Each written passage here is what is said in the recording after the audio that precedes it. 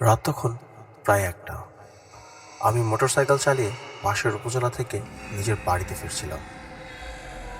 অফিসের কাজ শেষ হতে সেদিন অনেক দেরি হয়ে গিয়েছিল। সারাদিন বৃষ্টি হওয়ায় রাস্তা প্রায় ফাঁকাই ছিল। দোকানপাট অনেক আগেই বন্ধ হয়ে গিয়েছে। মাঝে মাঝে শুধু দূরে কুকুরের ডাক আর ঝিঝি পোকার শব্দ ছাড়া চারপাশের আর কিছুই শোনা যাচ্ছিল না। আমাদের গ্রামের দিকে যাওয়ার 2টা রাস্তা, একটা শর্টকাট আরেকটা একটু ঘুরে যেতে হয়। তাই আমি সেদিন শর্টকাট রাস্তাটাকে গ্রামে যাওয়ার জন্য বেছে নিলাম। সেই রাস্তার এক পাশে পুরনো কবরস্থান আর অন্য পাশে ধান ক্ষেত। দিনের বেলা রাস্তাটা স্বাভাবিক মনে হলেও রাতে বেশিরভাগ মানুষ ওই পথটা এড়িয়ে চলে। ছোটবেলা থেকে শুনে আসছি রাতের বেলা নাকি সেখানে অদ্ভুত কিছু দেখা যায়। তবে আমি এইসব গল্পে কখনো বিশ্বাস করিনি। সেদিনও স্বাভাবিকভাবেই সেই রাস্তা ধরেছিলাম। কবরস্থানের কাছাকাছি পৌঁছাতেই বাইকের গতি একটু কমিয়ে দিলাম, কারণ রাস্তার উপর বৃষ্টির পানি জমেছিল সেদিন। কিছু দূর যাওয়ার পর হেডলাইটের আলো সামনে পড়তেই দেখি রাস্তার একপাশে একটা ছোট্ট শিশু দাঁড়িয়ে আছে। বয়স 5 কিংবা 6 বছর হবে। ছেলেটার গায়ে সাদা রঙের একটা ময়লা জামা, মাথা নিচু করে দাঁড়িয়ে আছে। প্রথমে মনে হলো হয়তো আশেপাশে কোনো বাড়ির বাচ্চা হবে, কিন্তু সঙ্গে সঙ্গে একটা প্রশ্ন মাথায় এলো, এত গভীর রাতে এইখানে? আমি বাইক থামিয়ে জিজ্ঞেস করলাম, আই, তুমি এখানে কি করছো? কোনো উত্তর নেই। মাথা নিচু করেই দাঁড়িয়ে রইল। আমি আবার বললাম, তোমার বাড়ি কোথায়? এবারও কোনো কথা বলল না। মনে হলো হয়তো ভয়ে কথা বলতে পারছে না। আমি বাইক থেকে নেমে 2-3 কদম এগোলাম, কিন্তু ঠিক তখনই ছেলেটা ধীরে ধীরে রাস্তার পাশের কবরস্থানের দিকে হাঁটতে শুরু করলো। আমি বললাম, আরে দাঁড়াও, ওই দিকে যেও না। কিন্তু সে একবারও পিছনে তাকালো না। আমি দ্রুত তার পেছনে গেলাম। কবরস্থানের ভেতরে ঢোকার মুখে পৌঁছে দেখি কেউ নেই। চারদিকে শুধু কবর, বৃষ্টির পর ভেজা মাটি, কিছু পুরনো গাছ আর বাতাসের পাতার শব্দ। আমি চারপাশে টর্চের আলো ফেললাম, কিন্তু কোথাও কেউ নেই। আমার মাথা তখন ঘুরতে লাগলো, এত অল্প সময় একটা বাচ্চা কোথায় গেল? কবরস্থানের চারপাশে উঁচু দেয়াল, ভেতরে লুকানোর মতো কোনো জায়গাও নেই। আমি কয়েক মিনিট খুঁজলাম, কাউকে পেলাম না। একসময় নিজের উপরেই বিরক্তি লাগলো।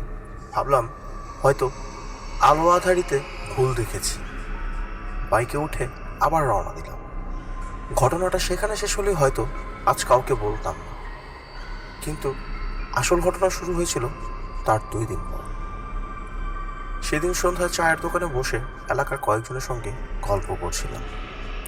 কথায় কথায় ওই রাতের ঘটনাটা বললাম। সবাই চুপ হয়ে গেল।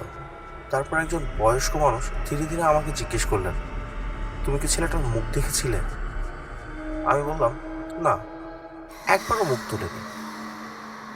ভদ্রলোক দীর্ঘশ্বাস ফেলে বললেন, ভালোই হয়েছে। আমি অবাক হয়ে জিজ্ঞেস করলাম, কেন? তিনি বললেন, প্রায় 8-9 বছর আগে কবরস্থানের পাশের রাস্তায় একটা দুর্ঘটনা হয়েছিল। একটা পরিবারের সবাই মারা যায়, বাবা, মা এবং তাদের একটি ছোট্ট ছেলে। তারা যেহেতু এই গ্রামেরই, তাই তাদের সবাইকে ওই কবরস্থানে দাফন করা হয়। তাদের ছোট ছেলেটাকেও সেই কবরস্থানে দাফন করা হয়েছিল। এরপর থেকে মাঝে মাঝে কিছু মানুষ নাকি রাতের বেলা একটা ছোট শিশুকে সেখানে দাঁড়িয়ে থাকতে দেখে, তবে কেউ কখনো তার মুখ দেখতে পারেনি। আমি তখনও কথাটার গুরুত্ব দেইনি। ভাবলাম হয়তো গ্রামের প্রচলিত গল্প, সব গ্রামেই এমন কিছু না কিছু প্রচলিত গল্প থাকে। এরপর কয়েক সপ্তাহ কেটে গেল। এক রাতে আবার একই রাস্তা দিয়ে বাড়ি ফিরছিলাম। সেই রাস্তা দিয়ে বাড়ি ফেরার সময় ইচ্ছে করেই নিজের মনকে শক্ত রেখেছিলাম। মনে মনে বলছিলাম, আজ কিচ্ছুই হবে না। কবরস্থানের সামনে পৌঁছাতেই বাইকের হেডলাইটে আবার একটা ছোট্ট ছায়া দেখা গেল। একই উচ্চতা, একই সাদা জামা, একইভাবে মাথা নিচু করে দাঁড়িয়ে আছে। এবার আমার বুকের ভেতরটা কেমন যেন ঠান্ডা হয়ে গেল। তবুও নিজেকে সামনে নিলাম। বাইক না থামিয়ে ধীরে ধীরে সামনে এগোতে লাগলাম। আমি যখন একেবারে কাছাকাছি পৌঁছালাম, ঠিক তখনই হেডলাইটের আলো কয়েক সেকেন্ডের জন্য কেঁপে উঠল। আলো আবার স্বাভাবিক হতেই দেখি রাস্তা খালি, কেউ নেই। তবে আমি বাইক থামাইনি, সোজা বাড়ি চলে এলাম। পরদিন সকালে কৌতূহল সামলাতে না পেরে সেই কবরস্থানে গেলাম। সেখানে একজন বৃদ্ধ কবর খননকারীকে পেলাম। তাকে পুরো ঘটনাটা খুলে বললাম।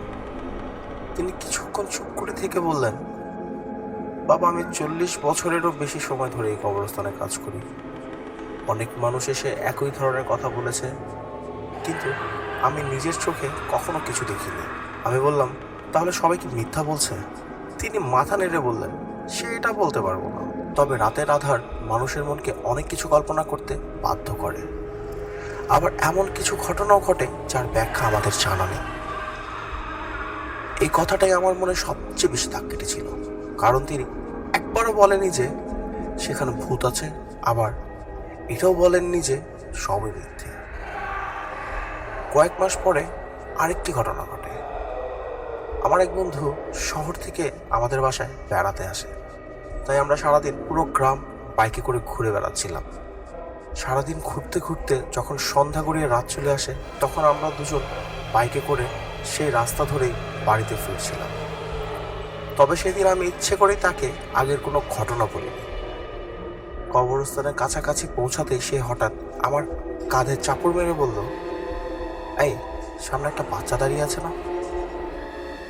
আমি কিচ্ছু বললাম না। সে আবার বলল, এই রাতে বাচ্চাটা এখানে কি করছে? আমি বাইকের গতি না কমিয়ে বললাম, চুপ করে বসে থাক। সামনে পৌঁছানোর আগে রাস্তা আবার ফাঁকা হয়ে গেল। বাড়ি পৌঁছে সে নিজেই বলল, আজব ব্যাপার, আমি স্পষ্ট দেখলাম একটা ছোট ছেলে দাঁড়িয়েছিল। আমি তখন প্রথমবারের মতো ওকে আগের সব ঘটনা খুলে বললাম। সে অনেকক্ষণ চুপ করেছিল, তারপর বলল, হয়তো আলো আঁধারির ভুল, কিন্তু আমি নিশ্চিত আমি কাউকে দেখেছিলাম। আজও আমি জানি না সেদিন আমি কি দেখেছিলাম। হয়তো সত্যি একজন পথ হারানো শিশু ছিল, হয়তো রাতের অন্ধকার, ক্লান্ত শরীর আর নির্জন পরিবেশ আমার চোখকে ভুল দেখিয়েছিল। আবার এটাও হতে পারে এমন কিছু ঘটনা পৃথিবীতে ঘটে যার ব্যাখ্যা আমাদের কারো কাছে নেই। আমি আজও সেই রাস্তা দিয়ে যাই, তবে একটা অভ্যাস বদলে গেছে।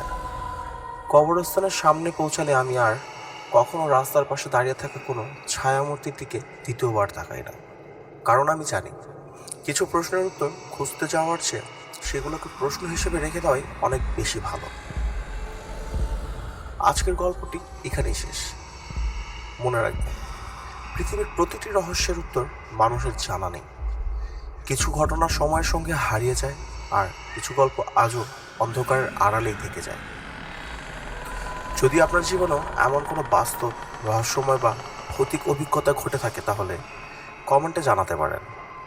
আপনার অনুমতি নিয়ে সেই গল্প হয়তো একদিন উঠে আসবে কালাভূতের পরবর্তী পর্বে। এমন আরও বাস্তব রহস্য আর গা ছমছমে গল্প শুনতে চ্যানেলটি সাবস্ক্রাইব করুন। ভিডিওটি ভালো লাগলে একটি লাইক দিন, আর নতুন গল্প সবার আগে শুনতে বেল আইকনটি অন করে রাখুন। আমি ফজলে রাব্বি বিদায় নিচ্ছি। পরের গল্প নিয়ে আবার দেখা হবে। ততক্ষণ পর্যন্ত অন্ধকারকে শুধু দেখুন, তাকে কখনো অনুসরণ করবেন না। আল্লাহ হাফেজ।